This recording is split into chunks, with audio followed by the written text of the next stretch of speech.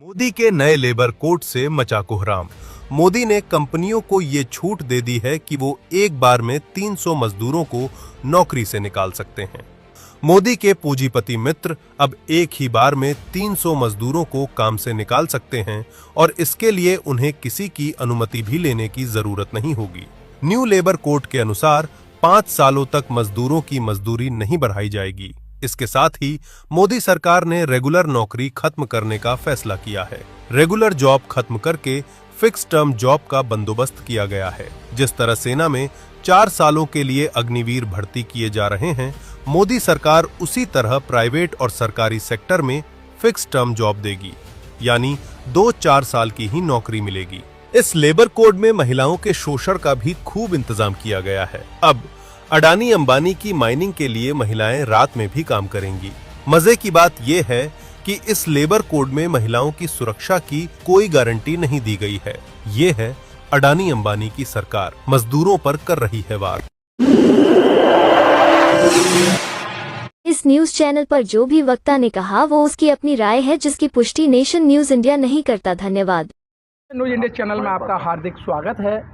आज हम NRMU office के अंदर और हमारे साथ में ऐसे शख्सियत हैं जो आए दिन मजदूरों की बात करते हैं और मजदूरों की लड़ाई लड़ते हैं।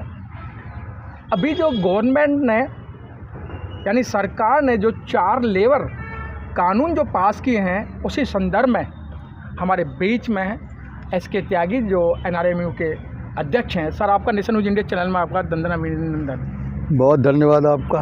सर, जो अभी सरकार ने 4 लेबर जो कानून जो पास किए हैं, लोग अपने अपने तथ्य दे रहे हैं कि भाई जो सरकार ने मजदूरों को गला घोट दिया है और इस तरीके से मजदूरों को लाके खड़ा कर दिया है कि एक शेर के सामने बकरी। शेर कह रहे हैं जो इंडस्ट्री वाले जो पूंजीपति लोग हैं, उनके सामने मजदूरों को लाके खड़ा कर दिया है। वो उसकी खून पिए, जान ले, मर जाए, कुछ ले, उसे काम चाहिए। तो क्या लगता है सर, लेबर कानून क्या है और ये मजदूरों के फेवर में है या नहीं? देखिए, ऐसा है कि जो श्रम कानून है ये काफ़ी लंबे समय से बनते आए हैं। पुराने समय में बने थे, कुछ अंग्रेज़ों के ज़माने में बने, कुछ बाद में हिंदुस्तान की आज़ादी के बाद उन्हें कुछ संशोधन हुए, कुछ बने। और ये बात भी कहने में अतिशयोक्ति नहीं होगा कि हमारे देश में श्रम कानूनों का जो अनुपालन है वो मेरे हिसाब से तो कभी भी अक्षर से हुआ नहीं है। और उसके बाद उनको और डाइल्यूट कर देना जो है वो मजदूरों के लिए हितकारी ना होकर के हितकारी होगा, इसमें कोई शक नहीं है। जहाँ तक अभी जो लेबर कोड 4 बने हैं, उनमें इन्होंने यही प्रयास किया है कि जितने भर भी श्रम कानून थे उनको इन 4 कोड के अंदर समाहित कर दिया जाए और उनमें कुछ संशोधन भी कर दिए जाएँ। इनका कहना ये है कि जो संशोधन किए जा रहे हैं वो कर्मचारियों के पक्ष में है, अर्थात जो कामगार वर्ग है उनके पक्ष में है। और एक और ये भी तर्क दिया जाता है कि ईज ऑफ डूइंग बिजनेस को भी ध्यान में रखा जा रहा है। हम लोगों का ये मानना है कि जो इंडस्ट्रियल कोड है उनमें ख़ास तौर पर उसमें कई सारे ऐसे प्रावधान कर दिए गए हैं जो निश्चित तौर पर मजदूरों के हित में नहीं रहेंगे। पहला प्रावधान तो ये है कि पहले जहाँ थ्रेशोल्ड जो यूनियन बनाने का, लेबर कानून लागू करने का किसी इंडस्ट्री के ऊपर कम था, उसको बढ़ा करके 300 कर दिया गया। जहाँ 300 से कम कर्मचारी जिस भी उद्योग में या किसी भी उसमें काम कर रहे होंगे उनके ऊपर श्रम कानून लागू नहीं होंगे। ये छूट कर दी गई है उसको, एम्प्लॉयर को। दूसरी बात ये है कि जो ट्रेड यूनियन के पास एक आखिरी हथियार है वो है विड्रॉल ऑफ लेबर का। और विड्रॉल ऑफ लेबर वैसे तो मैं समझता हूँ कि जहाँ तक जो थोड़े से जिम्मेदार संगठन है इस समय हिंदुस्तान में कर्मचारियों के या कामगार वर्ग के, वो बहुत जल्दी उस पर आते नहीं हैं, लेकिन फिर भी गाहे बगाहे इसका उपयोग लोग करते रहते हैं। उसको पूरी तरीके से ये कह देना कि आपको कोई अधिकार ही नहीं होगा और उसके लिए कुछ पीनल प्रोविज़न कर दिए जाएँ तो ये भी एक अन्यायपूर्ण बात है जो नहीं होनी चाहिए। भाई ठीक है, आप ये कहिए कि भाई हड़ताल बिल्कुल आखिरी हथियार के रूप में इस्तेमाल की जाए, और की भी जाती है। हड़ताल को कोई रोज़ाना कोई रसगुल्ले के तौर पर तो खाता नहीं है कि इसको हड़ताल को रोज़ जो है करो और रोज़ उसका कुछ लोग करो। तीसरी बात है कि पहले जो रिकॉग्निशन ऑफ यूनियंस है, अर्थात यूनियन को मान्यता दिया जाना एम्प्लॉयर के द्वारा, नियोक्ता के द्वारा, उसके लिए कोई ख़ास कायदे कानून नहीं बने हुए थे। ये निर्भर करता था कि नियोक्ता और जो लेबर यूनियन या संगठन है उस उद्योग में, वो आपस में बैठ कर के तय कर लेते थे कि उसके लिए क्या क्राइटेरिया होगा, किसको मान्यता देंगे और किस तरीके से देंगे। लेकिन जब ये नए लेबर कोड बनने की बात हुई शुरू, तो आपको शायद याद हो या ना हो, मैं आपको ये बता देना चाहता हूँ कि ये तय किया जा रहा था कि जो भी यूनियन उस उद्योग के 75% कर्मचारियों का जिनको मत प्राप्त होगा, जो उसके फेवर में वोट करेंगे, तभी उस यूनियन को मान्यता दी जाएगी, जो कि बिल्कुल ही एक इम्प्रैक्टिकेबल एक प्रावधान था और ये कोई भी यूनियन कभी इसको अचीव कर ही नहीं सकती थी। ख़ास तौर पर इस परिप्रेक्ष्य में, जबकि हर एक पॉलिटिकल पार्टी हमारे देश की हर इंडस्ट्री में कोशिश करती है वो अपनी लेबर सेल बना करके खड़ा कर ले। तो उस पर एक बार चर्चा हुई, तो उसमें मैं और हमारे पाठक जी जो सीनियर साथी हैं, हम लोग गए थे, उस कमेटी के सामने पेश हुए थे। उस कमेटी ने कहा कि ये ऐसा ऐसा प्रावधान किए जाने की बात है, लेकिन ज़्यादातर जो है वो लोगों का ये कहना है कि 50% से ज़्यादा नहीं होना चाहिए। हम लोगों ने कहा कि जब ज़्यादातर लोग इस बात को कह रहे हैं कि 50% मत लेने वाली यूनियन को मान्यता दी जाए, तो ये कर लिया जाए। लेकिन ये कहना मैं चाहता हूँ कि उसको उन्होंने फिर बाद में अल्टीमेटली 51% कर दिया। 51% मत जो भी यूनियन ला पाएगी सारे कर्मचारियों का, उसी को मान्यता देगा वो एम्प्लॉयर। वो आप देख लीजिए कि जब हमारे देश में लोकतंत्र है, पूरा लोकतंत्र है, और आम चुनाव होते हैं, चाहे वो संसद के हों चाहे वो राज्य सरकारों के हों, उनमें जो भी पार्टी मैक्सिमम वोट ले आती है, मैक्सिमम मैंडेट जिसको मिलता है, उसका कोई मिनिमम परसेंटेज प्रेस्क्राइब नहीं है। जो भी सबसे ज़्यादा मत ले आएगा वो सरकार बना लेगा। तो आखिरकार कर्मचारियों के ऊपर ये बंदिश क्यों लगाई जाए कि आप जो है कम से कम इतने लोगों का मैंडेट लेंगे तभी आपको मान्यता दी जाएगी। ये तो ये इससे जो है, जो कर्मचारियों के पास नेगोशिएशन का एक हथियार था, जो बातचीत करके लोगों की समस्याओं का समाधान करने का हथियार था, वही छीनने का काम हो रहा है। तो इस तरीके से कई सारे ऐसे प्रावधान हैं जो लोगों के हित में नहीं हैं। और अभी ऑल इंडिया रेस फेडरेशन का जो है 101वां हमारा वार्षिक सम्मेलन लखनऊ में होने जा रहा है 22, 23, 24 को। उसमें इस पर चर्चा होगी, और जो इसमें ऐसे प्रावधान है जो कर्मचारियों के पक्ष में नहीं है, उन पर हम लोग मांग करेंगे इनको या तो वापस ले लिया जाए या इनमें संशोधन करके उनको कर्मचारियों के पक्ष में लाने का काम किया जाए। कि भारत सरकार को एक कल्याणकारी स्टेट की तरह काम करना चाहिए। जो कर्मचारी हैं वो भी देश के विकास में लगातार काम कर रहे हैं। कई बार प्रधानमंत्री जी भी इस बात के लिए उनका कई बार सम्मान भी कर चुके हैं अपने कामगारों का, जिन्होंने जो भी नए नए काम किए हैं, चाहे वो आसाम में पुल बनाने की बात हो या कन्याकुमारी के पास पुल बनाने की बात हो, वहाँ उनको या अयोध्या में मंदिर बना तब भी उन्होंने वहाँ के जो कर्मचारी थे उनको काफ़ी उनका सम्मान करने का काम किया। जब विश्वनाथ मंदिर कॉरिडोर बना वहाँ भी उन्होंने उनको सम्मानित करने का काम किया।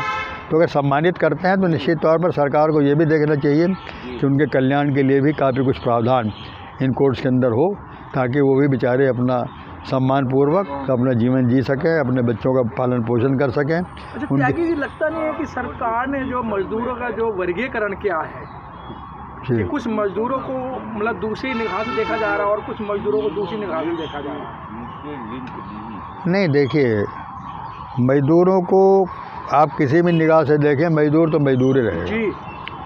और ये बात भी निश्चित है कि जो हम लोग विदेशों के नकल करके हमारी सरकारें जो ख़ास तौर पर डिपार्टमेंटल काम उनको भी प्राइवेट हाथों में सौंपने के लिए काफ़ी जद्दोजहद कर रही हैं, उनको ये सोचना चाहिए कि जहाँ पर आप जहाँ का कोई कानूनकरण करने का प्रयास कर रहे हैं, वहाँ पर लेबर लॉज का स्ट्रिक्टली कंप्लायंस होता है। वहाँ पर एम्प्लॉयर जो है उनको वायलेट नहीं कर सकता, उनको ओवरलुक नहीं कर सकता। हमारे देश में तो जो एम्प्लॉयर हैं वो हर चीज़ के बारे में कुछ ना कोई रास्ता निकाल करके और कुछ भी नहीं करते। अब पीछे प्रावधान था कि जो प्रोविडेंट फंड में जो एम्प्लॉयर का कंट्रीब्यूशन है, अगर उसको नहीं देगा तो उसको जो है वो सज़ा मिलने का प्रावधान था। उसको आपने डाइल्यूट करके कह दिया कि इसको जुर्माना कर देंगे। जुर्माने से कोई डरता नहीं है आजकल, ये तो आपने देखा है। जब आप तो उसका मतलब ये है कि वो एम्प्लॉयर को आपने छूट दे दी कि वो पैसा उसके अपने हिस्से का जमा करे या ना करे। बेचारा कर्मचारी तो देगा, अपनी तनख्वाह में से कटवा के देगा, लेकिन एम्प्लॉयर को जो कंट्रीब्यूशन है वो कई जगह पे देखा कि वो देते ही नहीं है, तो वो बेचारे को मिलेगा नहीं पैसा। तो इन सब चीज़ों का ध्यान रखना चाहिए। एक चीज़ और निकल के आता है कि जिस तरीके से मैं कह रहा हूँ कि 2004 से 2012 से तो कुछ ऐसी विडम्बना आ गई हैं कि आप जैसे अधिकारी रहे और आप जैसे ट्रेड यूनियन चला रहे हैं, कोई भी मतलब एक लॉ लाते थे, पहले आपसे डिस्कस हुआ करता था, आपसे बातचीत हुआ करती थी, लेकिन ये सरकार तो आपसे किसी तरीके से सलाह मशवरा लेती नहीं है। नहीं, उसमें हम लोगों ने अपने सुझाव दिए थे, क्योंकि हमारे पास ड्राफ्ट भेजा गया था, हमने रिटर्न में भी सुझाव दिए और इत्तेफाक से जो इन्होंने एक हाई पावर कमेटी बनाई थी सांसदों की, उसके लिए उसको विचार करने के लिए उसके सामने हम लोग को बुलाया गया। हम लोग पेश हुए थे, मैंने बताया, मैं और पाठक जी उनके सामने गए थे, लेकिन उन्होंने ज़्यादा बातों पर चर्चा नहीं की, सिर्फ चर्चा जो है वो रिकॉग्निशन को लेकर के ही की। तो हमारा ये कहना, आपकी बात भी बिल्कुल सही है कि अगर कर्मचारियों से रिलेटेड कुछ सुधार आप करना चाहते हैं तो उसमें कर्मचारियों के पक्ष को सुना जाना चाहिए, उनकी बातों को सुन करके, और तब जो भी कुछ निर्णय लिया जाए वो न्याय संगत निर्णय लिया जाना चाहिए। ये बात सरकार को जरूर करनी चाहिए, अगर सरकार उनके बारे में कुछ, उनके हित के बारे में कुछ सोचती है। क्या कि सोच वही है कि जो कानून, मेरा सवाल है, जो ये श्रम कानून लाए हैं ये मजदूरों की फेवर में है या? मैंने अभी आपको बताया कि इनमें कई सारे प्रावधान ऐसे हैं जो नियोक्ताओं के पक्ष में हैं और वो कर्मचारियों के या कामगार वर्ग के बिल्कुल खिलाफ हैं। तो ये तो मैंने आपको बताया। जी। जो कई सारे ऐसे प्रावधान मैंने आपको बताए कि ये जो प्रावधान है पूरी तरीके से एम्प्लॉयर को छूट देते हैं कि वो किसी के साथ कुछ भी कर सकता है। अगर 300 से कम किसी भी उद्योग में काम करने वाले लोग हैं, उनके ऊपर श्रम कानून लागू ही नहीं होंगे। जब लागू ही नहीं होंगे तो फिर उनका फ़ायदा क्या होगा?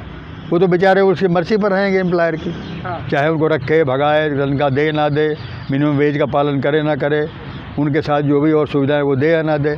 तो ये तो अपने आप में बहुत बड़ा शोषण का तरीका निकलेगा इससे। लेकिन सर, ये जो प्राइवेट किया जा रहा है तो मतलब ये सरकार का मंशा यही तो नहीं है कि मतलब गरीबों का शोषण करना? देखिए ऐसा है कि मैंने आपसे कहा ना कि नकल उन देशों की जा रही है जहाँ पर श्रम कानूनों का ठीक से पालन होता है।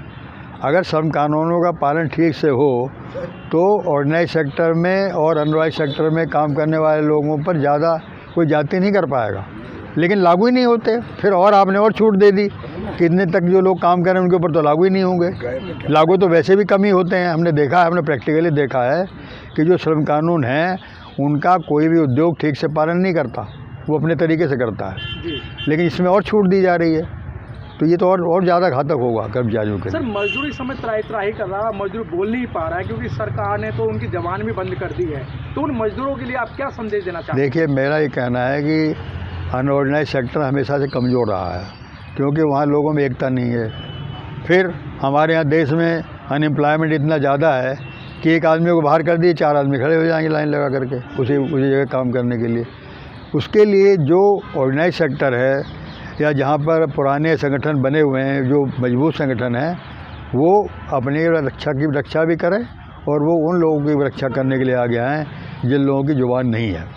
तो ये मेरा आपसे कहना है। लेकिन मैं ये ज़रूर मानता हूँ कि लोगों को अपने आप को निरीह नहीं समझना चाहिए, क्योंकि आवाज़ खलक को नकारा खुदा समझो। हमेशा जो लोग काम करने वाले लोग हैं, अगर वो शक्ति के साथ इकट्ठा होकर के कुछ आवाज़ उठाते हैं, उसको कोई इग्नोर नहीं कर सकता, चाहे वो कितनी बड़ी शक्ति क्यों ना हो। सर, त्यागी जी, वो प्रशंसा वाली बात नहीं, जिस तरीके से आप प्रखर होकर बोलते हैं, सरकार के खिलाफ बोलते हैं, लेकिन सर इस समय श्रम कानून के लिए किसी भी, आपके अलावा किसी भी यूनियन एसोसिएशन का मुंह नहीं खुल रहा। इस समय मजदूरों के प्रति उनके मुंह में दही जम गई है। अब ये तो उनका अपना अपना कैरेक्टर है। हम लोग तो जो सरकार अच्छा करती है उसकी प्रशंसा भी करते हैं, आपने देखा है हमेशा। और जो कोई ज्यादती होती है उसके बाद भी खुल करके करते हैं, इसमें कोई डरने की तो बात है नहीं, क्योंकि हम लोग मजदूरों के रिप्रेजेंटेटिव उनके नुमाइंदगी कर रहे हैं, तो उनकी बातों को अगर हम लोग नहीं उठाएंगे तो कौन उठाएगा। ये तो हमारा कर्तव्य है, हमारा धर्म है। उसको कोई आदमी हो सकता है किसी को अच्छा लगे, किसी को अच्छा ना भी लगे, जो सही बात हो तो कहनी चाहिए ना। सर बहुत बहुत धन्यवाद, आपने हमें समय दिया, इसके लिए बहुत बहुत धन्यवाद सर।